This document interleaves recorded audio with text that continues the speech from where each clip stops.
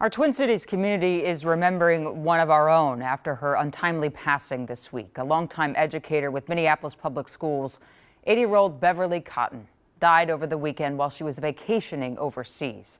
Charmaine is here to share with us how those who knew Beverly are remembering her. Hi, Charmaine. Yeah, Jana, those who knew Beverly Cotton describe her as a community mentor, a creative, and an inspiration. And while they're celebrating the impact she had on so many, they're mourning a tremendous loss for the entire Twin Cities community. This was her last show, and she was just so happy that day. Scrolling through pictures on her phone. I just love her so much. Kiana Cook shares a story from each photo of longtime community leader, storyteller, and artist Beverly Cotton, affectionately known to many as Auntie Beverly. When I first met her, it was in the library. I was born creative. Cotton, known for sharing stories based on African and African American folktales, fables, and traditions, focused on creating a sense of pride, self-love, and a celebration of culture within her community. Beverly, was a multidisciplinary artist before that term came about in some ways. She's a storyteller, she's a dancer, she's a community activist, she's a teacher, she's an organizer. Her soft-spoken spirit, she didn't have to say much. She just got us.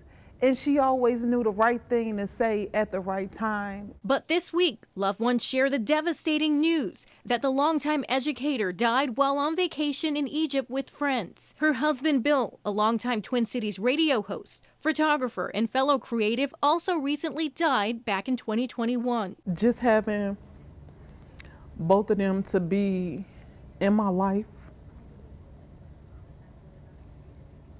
was just really impactful.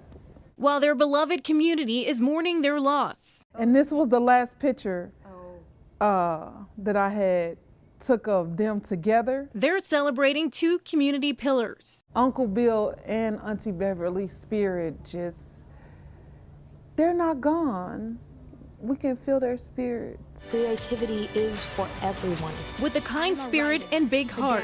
Showing us how to be positive leaders for the future generations to come. They're the perfect ancestors. Leaving behind a legacy in their daughter and grandchildren. They've grown up in the sort of glorious sunshine of their grandparents. This is a difficult moment. And a host of others who now hold the memories of Auntie Beverly and Uncle Bill in their hearts. They are together. They found each other. There's no way possible that they're not together. They were a complete heart. Now the family posted online saying her death was unexpected and a complete shock, and said they'll keep everyone informed on future memorial services and details. Back to you, Jana. I'm so glad you got to share this story with our viewers, Charmaine. I saw post after post on Facebook from former students of hers in the Minneapolis Public Schools. It seemed everywhere I turned, someone was posting about her. I'm sure you did too. Absolutely. I saw so many posts calling her Auntie Beverly. It was really hard to find who was actually her real family, but to everyone they said she was like family, so they are a part of her family. A huge loss and a life well lived. Thanks so much, Charmaine. Well, coming up on BTN, we're going to talk about a second chance at life.